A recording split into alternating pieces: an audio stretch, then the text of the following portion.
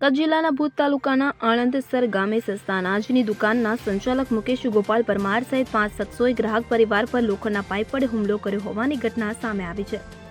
આ ઘટનામાં ગ્રાહક રસીલાબેન વેલજીભાઈ ચારણ અને તેમના પતિ વેલજી ભીમજી ચારણને ગંભીર ઈજાઓ પહોંચી હતી કે જેના કારણે તેમને ભુજની જીકે જનરલ હોસ્પિટલમાં સારવાર અર્થે ખસેડવામાં આવ્યા હતા. ઘટનાનો વિડીયો સોશિયલ મીડિયામાં વાયરલ થયો છે, જેના કારણે સ્થાનિકોમાં રોષ ફેલાયો છે. આ ઘટના ત્યારે બની જ્યારે ગ્રાહકે સરકારી અનાજની ગેરરીતિ અંગે સવાલ ઉઠાવ્યો.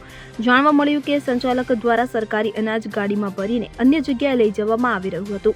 આ અંગે ગ્રાહકે પૂછપરછ કરતા સંચાલક ઉશ્કેરાઈ ગયો અને તેના સાથીદારો સાથે મળીને પતિ પત્ની પર હુમલો કર્યો. સ્થાનિકોના જણાવ્યા અનુસાર સસ્તા અનાજની દુકાનમાં દર મહિને પૂરતું રાશન આપવામાં આવતું નથી, જેની ફરિયાદો અગાઉ પણ ઉઠી હતી.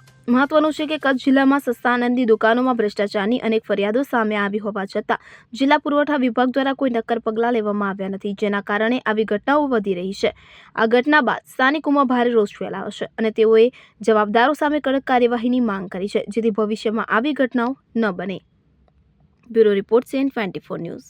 હવે જુઓ દેશ દુનિયાની તમામ ખબરો તમારી આંગળીના ટેરવે. ઉઠાવો મોબાઈલ અને ગૂગલ પ્લે સ્ટોર પરથી ડાઉનલોડ કરો અમારી CN24 ન્યૂઝ મોબાઈલ એપ.